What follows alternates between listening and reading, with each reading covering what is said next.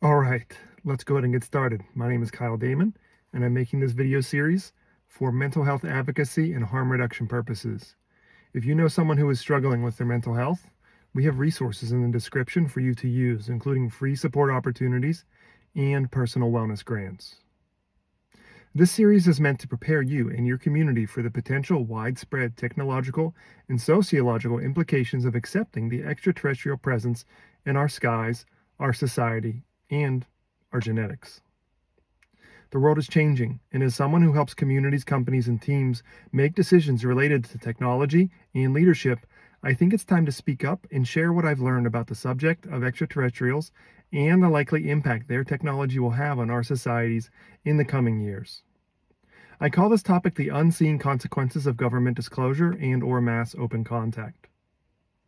The Trump administration recently debriefed a group of religious leaders allegedly to share several potentially disturbing revelations related to the U.S. government's knowledge about the extraterrestrial presence on planet Earth and their alleged preparation for sharing this information with the public. When I heard this, I thought to myself, why did they choose religious leaders instead of scientists or even everyday citizens? I think I know why, and I'm going to outline what I think you need to know as an informed, rational citizen of your community, and what I think it means to be ready for the years of transformation that lie ahead. And I'm going to share those unsettling details that the Trump administration and all administrations since President Eisenhower found too unsettling to release what they knew about the extraterrestrial presence on planet Earth. But first, what does it mean to know something? And what about God, the devil, angels, and demons? Those are the words and symbols often circulated by people who, I think, pretend to know about the reality they live in, but what do those words really mean? Are they based on firsthand experience? And how do they even help us live a better life? For most who circulate those words, they are inherited and unchallenged words that many people around the world, from several of the largest global faiths, use to orient their worldview and their morality. Of course, words are symbols, but they're more than symbols, they are tools. And if we have better words and therefore tools, we can often find ourselves better able to adapt to the challenges and changes that life may bring, or at least being able to communicate more accurately how we feel or what we mean.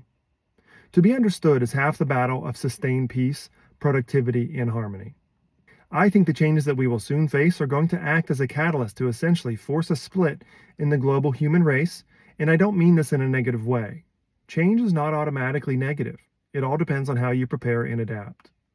However, for those who cling to unchallenged, long-held, overly simplistic, domination-based, and often superstitious ideologies, there will be segments of our society who are going to require a unique type of support and perhaps education.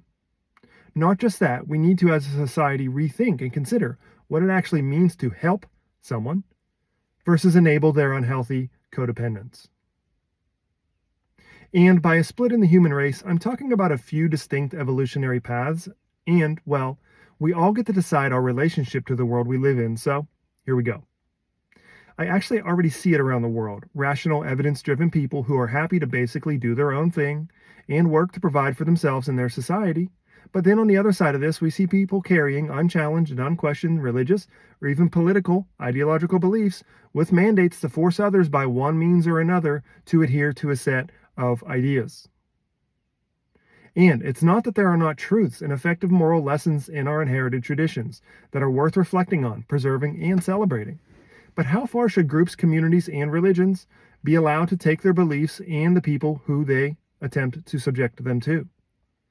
Unchallenged groupthink is as powerful and deadly as any street drug or any laser-guided missile.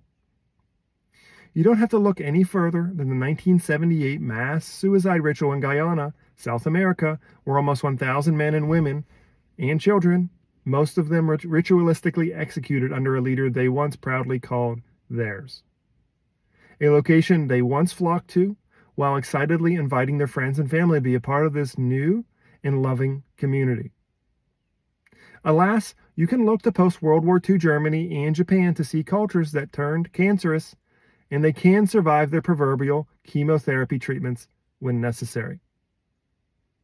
So what does it mean to be a rational, sovereign, and conscious actor in today's world where our communities are subject to influence not just from our own local societies, but global interests, artificial intelligence, and increasingly, extraterrestrial intelligence?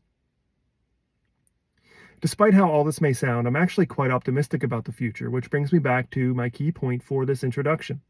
My mission in this series is to key you into what I see happening behind the scenes and in planning rooms around the world. Because of my profession and the relationships I've cultivated over the last 2 decades, I often find myself able to see where and how technology and society are actually shifting, and I think more people need to know about what's coming. To me, it's the difference between watching a hyped up CEO pitch a product based on boosting superficial stock market valuation or actually seeing the look on a leader's face who has to make significantly expensive technology team and leadership decisions that could either mean the success or failure of the company and potentially family legacy, which are legacies that families have often spent generations developing. Those are the rooms I work in on a daily basis, and I'm proud of that. Okay, so this sets the tone for my core thesis that I will lay out on these pages. In this series, I'm going to share what only a few people very close to me know. It's an experiment over 20 years in the making, and the conclusions I've reached, subjectively speaking, are what I'm sharing with you here in this series. Someone asked me, Kyle, what do you believe? I say, I believe in the power of belief. And it is this idea that sets the tone for my first hypothesis, which is about putting your beliefs to the test. And yes, this is a series about addressing the expanding extraterrestrial presence on planet Earth and how Western society's increased acknowledgement of its presence represents a doorway to the sustainable, abundant, and balance-based reality on planet Earth, and perhaps other planets, that we all sense is possible. Okay, so my secret. In 2009 and 2010, I basically quit my job and sold almost everything I owned, and I quietly traveled the country and met with several first-hand military and citizen contactees of alleged extraterrestrial races. Truly, you don't have to look any further than the Amazon bookshelf to find literally hundreds of cases of sincere, authentic, credible, and well-written accounts of everyday people who basically killed their personal and professional reputations to boldly share their lived truth and experience. A truth that extraterrestrial contact, intervention, and genetic hybridization are not only happening now, but have been for perhaps as long as the human race has been around. There's something powerful about sitting across from somebody face to face as they share their lived truth with you. You can watch documentaries all day, but when you see someone recall something that changed their life forever, it changes you on some level as well. And I bet many of you have stories and unexplainable experiences you've either decided not to share, have forgotten about, or maybe put in a closet that you plan to clean up on a later day. I get it. Life can get busy. These topics are unsettling. But I think denying people and denying the people who experience them is one of the reasons our society is sick, polluting, and chasing faster GPTs and chatbots instead of building efficient organic food supply chains and sustainable affordable housing. Oh, if Mr. Mark Zuckerberg could just build a smarter, faster, better mega robot, maybe his friends would finally like and respect him. Sorry, Mark, real friends matter, and if you'd like to invite me over for dinner to share what I've learned about the ET neural nets and how they teach with holography and healthy emotional conveyance, I'd be happy to share. And I'll cover the detailed hybridization program in later episodes and what those brave people shared with me. But many of you are probably already thinking the same thing I was. Where's the evidence? And why are these beings always so damn fleeting? I think it's actually by design. This is where we must discuss the idea of dimensions, interdimensionality, how they operate, and how and why some seem to have access and others don't, and at certain times and other times not. Basically, if you approach these beings who have access to more dimensions of reality with a limited old world model, you will miss all of the important details and the benefits that can catalyze your own evolution and personal renaissance. Do you think it's fascinating, like I do, that we as a culture tend to gaslight and even literally assassinate members of our tribes that carry and perpetuate stories that society has no previous or publicly acknowledged name for? You don't have to look any further than the swath of recent disappearances of top-level scientists who allegedly pushed too hard into subjects and technology they were told they shouldn't. Maybe they should have listened. When we are discussing matters of technology and ideas that can drastically change how people think and live, there is a sensitivity that must be considered.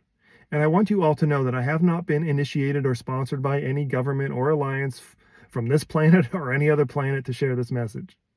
Only what I've lived, learned, experienced, and tested for myself under my own initiative. So there I was, 2009, using my own savings and income to schedule flights, road trips, and conferences to meet some of what I labeled as more credible witnesses, contactees, and experiencers. And what I found during those travels was actually life-changing, but not in the way I thought. In fact, when I would attend various conferences, often hosted by retired members of the U.S. military who were themselves struggling 40 plus years later to reconcile what otherworldly encounters they had experienced, I soon found that people in the audience often seemed to have had just as much firsthand experience as the people in the front of the room. It's actually why they were there, to try to reconcile what they had experienced. Side note, I didn't really record or document any of this journey. I did it for my own reasons, but I do have some photos from my travels that I may share later. But I did this for myself, to reconcile my own conscience, just face-to-face, honest conversation with people who claim to have experienced something incredible. And I know UFO and ET content has become some of the most watched content on YouTube these days.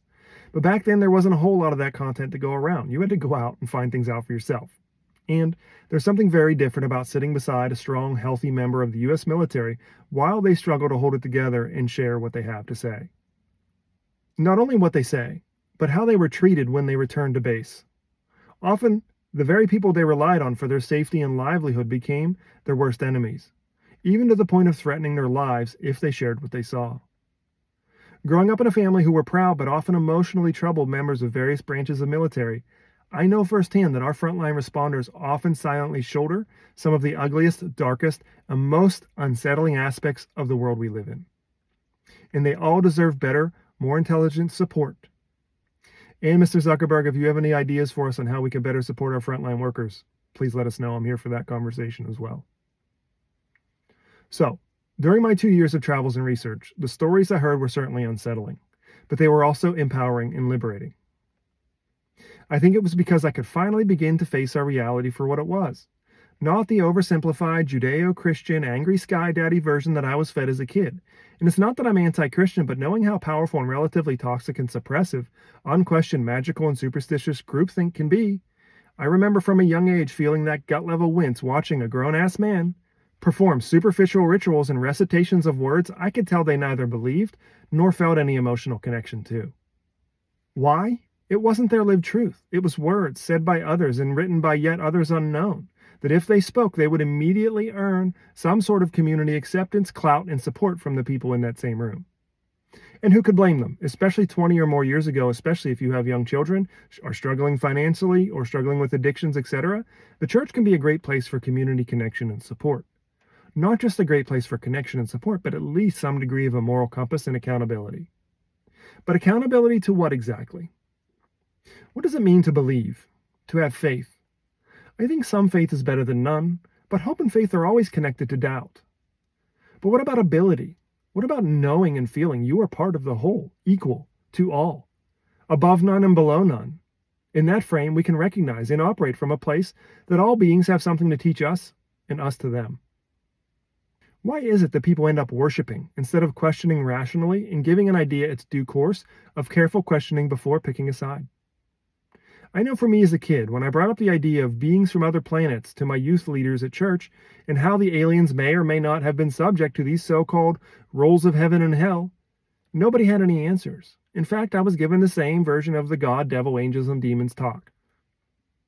I just think it's an utter waste of life that we've been given, and the vast, nuanced, incredible reality we are part of, to look at the world in such a low-resolution, relatively barbaric, caveman-style absence of seeing clearly what is right in front of us.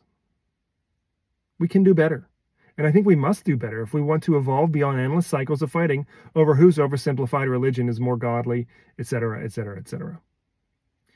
The world is different now. And I don't think young people are going to participate in this old system of endless political squabbling, blatant suppression of information, siphoning of resources, blind allegiance to deity worship, and vilification of those who disagree. Not just that, but the internet and Amazon were hardly a thing when the people who built our world built our world. In all due respect to those who did the best they could with the tools and the information they had. And truly, if we think we can do better, it's time for us to put our words and our knowledge into meaningful action. And because of this lack of ultra efficient distribution of information and resources as we have now, on some level, I think it was basically easier for dark actors and charlatans to fool more people more of the time. And I think people knew it and they had to act accordingly to survive. Basically, pick your least corrupt, oppressive regime, claim allegiance, and don't ask critical questions. But today, with 4K cameras and satellite internet in everybody's pocket, it's a bad time to be a bad guy. And you don't have to look any further than the long, sordid, dark history of nearly all popes from previous centuries and their perverted proclivities. Don't worry, I'm an equal opportunity offender. If I haven't touched your inherited beliefs, I probably will shortly. I do it because I think it's healthy for us to get out of our own heads once in a while and consider how we've been wired and programmed and why. Isn't it funny how we tend to automatically defend our inherited beliefs? Whether or not we've actually taken the time to consider whether or not we should believe them. I think that automatic anger trigger and defensiveness are worth looking at and considering what that actually means to the human race at this time and how to operate in a better way. Even though we live in modern times, our biology is mostly wired to operate and survive in small tribes and groups. This is why we find ourselves afraid to speak on stage, even though it would do wonders for our career, or why sharing an important but unpopular truth at work feels almost like driving your car into a wall. To me, this is exactly how you know that we're living through the shift of an age, where we find ourselves perhaps feeling like aliens in our own lives. Looking back during the years I traveled and met with experiencers, what I appreciated most about the people who were bravely sharing their experience was their choice to live their truths authentically, regardless of what others thought. What I learned was that most, if not all, of those beings who interact with humans have transcended scarcity and superstitious paradigms. In other words, they don't need anything from us. Rather, they operate from a base perspective that sharing ideas and genetics affords both species the opportunities to evolve, strengthen, and learn in new ways. This doesn't mean that there isn't fear involved. From an earthly standpoint, that's also why I think the sooner we can speak about this information more openly, from a witness-based perspective, you'll quickly learn more first-hand accounts tell stories of masterful science, command of biology, and going to great lengths to minimize harm for all involved. True stories of extraterrestrial harm or nefarious intent are rare or altogether non-existent. Think about it. If your spacecraft can travel faster than light itself, has the juice to power an entire city, and your technology could replicate any known element, nutrient, or other necessity, there is no need for domination or control over others. And one thing nearly all contactees and abductees experience is a life-changing shift in how they see the body and how that connects to their spirituality and their purpose. While these beings were clearly more technologically advanced, many of them, according to abductee and contactee accounts, often spent most of their time discussing spiritual advancement almost exclusively. That's quite a different worldview than being told the world is born of sinners and God tried to send you his only son, but we screwed it up again and shit is going to get really rough before Jesus comes back. Is there any truth to this? I think that's up to you to decide. However, if I'm being honest, I never bought the shtick. Did I do what my parents asked me to do so I could earn acceptance in the community that they thought was good for me? I think so. And I believe they did the best they could with the tools they had. Because of this, I think it's fair to say by the time I reached adulthood, I hated religion, its circular logic, its culture of suppressing the real questions, and the superficial positivity it promoted. It almost seems funny in retrospect, like, think of the craziest thing you can, and everyone pretend it's real. Is that the cosmic joke that we're all dealing with here right now? I think there's great healing in laughter.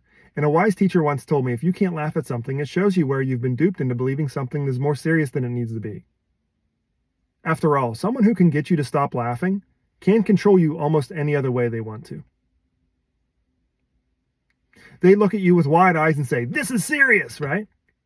They attempt to control the emotional tone of the room, and it's good to be aware of people that use this, expecting you to adjust your mood to theirs. And I suggest you don't do that.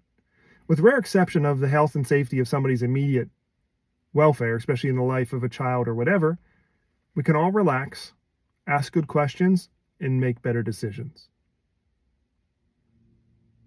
So when we think about people who want to levy severe consequences and act in dramatic ways, what they want to do next is they want to deliver you a story about why they are in such a miserable or precarious position, and usually how it isn't their fault, and why you should help them. I call this a sales pitch by any other name. And help, H-E-L-P, is an interesting word. What does it mean to actually help someone in a balanced and empowered way? Also, humor and levity are signs of perspective and intelligence. So, the relatively toxic and limited angry sky daddy worldview that the world is waking up from, a so-called all-loving God that will send you to hell at his discretion based on some arcane and relatively unknowable system of ethical balance, including necessary simulated blood rituals? Really? Growing up, leaders in our church would command the congregation, "If you say the sinner's prayer, you will be saved." Words that must be spoken on fervent need to earn salvation. What if you said the words wrong, or in the wrong order? Or what if you didn't mean it enough? How exactly is meaning measured at the pearly gates, where your soul's eternal fate is allegedly decided? Even adopting this type of belief is distorting and potentially traumatizing to the brain. I don't even blame them, because they were doing what their daddy did, and what their daddy's daddy did. It wasn't that long ago that everyone rode on horses and wrote with feathers on parchment, if they could even read or write at all. And what about the people from uncontacted tribes who will never get to see such a book or hear such words? Is their fate already sealed? That doesn't sound like a system from an all-loving God to me.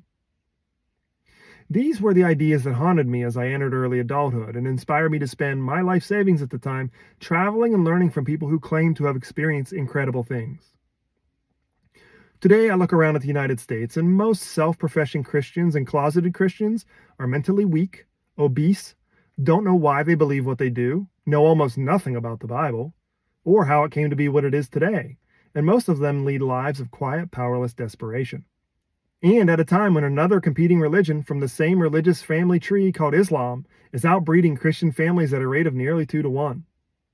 I think it's fair to say the Western world and way of life is at significant risk of being overrun by a more dominant and demanding belief system. But I think there is still time to forge bridges of peace and understanding. Here's an idea. How about we as rational and educated people don't worship anything? How about we consider what it means to live well with the facts and resources we have on the table today, and prevent others from being oppressed by any system of dogma? Why is it always a story of some guy long ago who had a miraculous experience, wrote it down, and now essentially forces others to do things their way? This is why I think religion is the problem, not the solution to any problems. It's also tragically hilarious to me that Christianity, Judaism, and Islam all share the same origin story from the teaching of Abraham and his alleged lineage. Yet probably at least half of the humans killed over the last 2,000 years are because of these so-called religions of peace. All due respect to those struggling in regions where these issues are hot in the streets. A mind once weaponized does not easily lay down its arms. At this point, people typically like to label me an atheist. But what does that even mean? Here we go with the labels again. I think agnostic would be more accurate, but I prefer the term cosmic humanist. To be an atheist is to claim knowledge that there is not a God. And how can you be concluded of something you haven't done a test with? And unless you've traveled every known pocket of every galaxy, how could you be so sure? To me, atheism is therefore just another religion, usually perpetuated by people who had terrible things done to them in the name of religion, and who can blame them? Okay, a few more notes about the Bible, as many have come to interpret it, and still use it to form and potentially distort and permanently traumatize the minds of young people. It's basically an ultra-limited worldview that kept me and millions fearful, superstitious, and believing that my creative power was somehow separate from me. And not only that, but our ancestors, Adam and Eve, allegedly screwed up a long time ago, and that's God's mad, and then he even sent his only loving son. He sent his only loving son, and guess what? We killed him too. So you better get on your knees and pray, you sorry-ass son of a bitch. Some laugh. I've gotten to the point where I can laugh, but some understand this program is still running in the heads of countless of millions of Americans. It's why evangelicalism can be nearly as dangerous as radical jihad in Islam, specifically in the form of potentially misguided American policy. Why? Because it's based on the same emotions of fear and aggression of a vengeful sky daddy, essentially a false God. But a God that can feel very real nonetheless if you choose to act on those distorted beliefs. What do I believe in? I believe in the power of belief, and if you act on your beliefs, that's the reality you're likely to experience. So, who wrote that story? The angry sky daddy story. The answer is nobody knows, and anyone who says they do is actually lying, usually from a pulpit. Honest Bible historians, not the ones paid for by religious institutions, honest Bible historians can trace version after version, but they know they are copies of copies, often with omissions and mistranslations from one version to the next. I can personally say that the further I walk away from that narrative and the people perpetuating it, the more peaceful, positive, and lucky my life becomes. So, what about that angry male voice that many have slammed into their head from a young age? That angry sky daddy. Is it any wonder that men have mental health problems from such a young age? They're not living in the real world. They're living in a projection of superstition. And I think it comes down to this. They aren't told their true stories of their genetic, galactic, and spiritual heritage. That is what this series is all about. And to be fair on balance, in America at least, we have the option of questioning and challenging our beliefs in a relatively open format. However, in some countries and with some religions and belief systems, to even question is relatively unheard of. Is it any wonder that those are the regions where high percentages of theologically inspired violence emanate from? Not just on their neighbors, but on the developing brains of their young and most vulnerable. Wise military historians know that if you let that type of oppression go on anywhere, it soon becomes a threat to free people everywhere. Which is why the powers that be put men in planes and in their boots on the ground to wipe out groups like violent jihad types before they become a bigger problem. Real leadership sometimes requires making unpopular and uncomfortable decisions. Do you think you can do better? Then maybe you should speak up and share your ideas, because when you suppress your unique insight, you not only cause suffering for yourself, but potentially for others. But when you speak up, can you do so constructively and coherently? And are there nonviolent interventions we can deploy? I'd like to think so, but I've never seen an anti-war protester volunteer to travel to the heart of a conflict zone to facilitate peace. Wisdom knows that with the right system of oppression in place, it doesn't take any more than a few decades to turn an entire generation of youth into a weaponized and fully motivated weapon of mass destruction. So yeah, speaking of such dynamics, the information that was recently shared by the Trump administration with a so-called group of selected religious leaders was allegedly about not only the extraterrestrial presence on the planet, but more specifically the nature of what modern researchers now call the hybridization program, and what extraterrestrial species are involved. This is, of course, the idea that the extraterrestrial races are actively crossbreeding with humans for very specific purposes. And here is the pivot point where you can either respond with ignorance and or conditioned assumption and reactivity, or seek to understand the big picture, your genetic and spiritual inheritance. I think it's fascinating how between any event and our response, there is a window. No matter how small that window is, we have a moment to decide how we respond to any given event, stimulus, or provocation. And I believe I do myself, my family, and my community a service by recognizing that space in myself and also calling out that space of choice in others.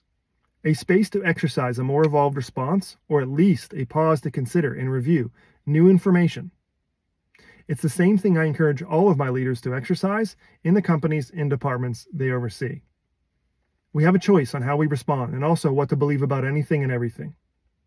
Here's the thing about the hybridization program. It appears to have been happening for thousands of years. Indigenous narratives around the world, from the Nazca in South America to the Dogon in Africa, offer rich evidence of intact narratives of extraterrestrial intervention going back 1,500 years or more. This series will cover the nuance of this in detail, but to summarize this segment before we move to the next, I want to invite you to consider this. When sitting members of Congress are quick to whip out their favorite demon and angel cards like a misinformed but altogether well-meaning and eager Pokemon player, we must exercise the space and choice for compassion, understanding, and perhaps vigorous but still respectful upgrades in education. So, what about God, angels, demons, etc.? Where do extraterrestrials fit in your big picture and our human story? This is what we're here to explore. Not just that, but where do you fit into this picture? Your picture. I invite you to consider that they, we, and you are all part of the proverbial cosmic big picture. Not just that, but your voice matters. And we suffer and feel poorly to the degree that we either deny or remain ignorant of our connection to the big picture, which we are an essential part of, which is to me what the core teachings of Jesus and other teachers all shared. They say a mind once open can never be returned to its original form, and I created this introduction to share with you a different way to look at what's happening in the world so you can be more cool, calm, and collected while others are losing their proverbial shit. A wellness educator named Daniel Vitalis once said to me, "If you are not happy, you are sick." And that struck me like a bolt of lightning, because that was not how my family lived. When did we learn to believe that we had to endure misery and make choices we knew were not good for us? Answer: probably some perverse and inverted religious ideology meant to keep a congregation and population feeling codependent and thus putting more money into their coffer. And if you read the direct translations of the earliest Greek New Testament to English, before King James got his Dark Age scribes and translators on the job, you get a much brighter and clearer version of what I think Jesus actually taught. And it sounds a lot more similar to ideas like law of attraction, everything is made of energy and light, and what you put out is what you get back, not blood cult rituals and guilty sacrificial nonsense. It's a narrative of the simple connectedness of all things and the reality we all share. Not just that, but it is awake and awaiting your command. Yes, we get not because we ask not. How many people call themselves Christians and openly, or at least in the comments on YouTube, decry superior knowledge about the extraterrestrial presence and espouse language of angels and demons and government corruption, but also have no idea that there are over 100 variations of the Bible they claim to believe in? Most of them haven't even read the Bible. So as you move through this playlist and series, I want you to consider that all of your desires exist for a reason. You live in an interconnected, conscious, responsive system of energy, and there are no accidents related to the things you find exciting, inspiring, and uplifting. Follow those signals, and life will give you more to be excited and inspired by. It's not magic. It's a simple feedback loop. A desire is a seed of life that exists within us. They are neither good nor bad, rather it's how we choose to express or suppress them that gives them a positive or negative experience in our lives.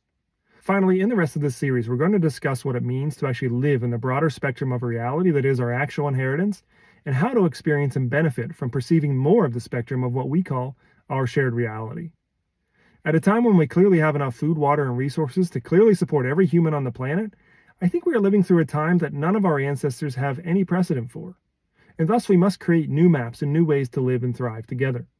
Mostly, people are still carrying a traumatized nervous system habituated to hoard money and resources and oppress others they perceive as threats. And even as I write this, there are 2 precarious ceasefires that are both only a few days old, dealing with major nations and superpowers that are struggling with their own collective identities and felt sense of safety in the area of the world where they exist.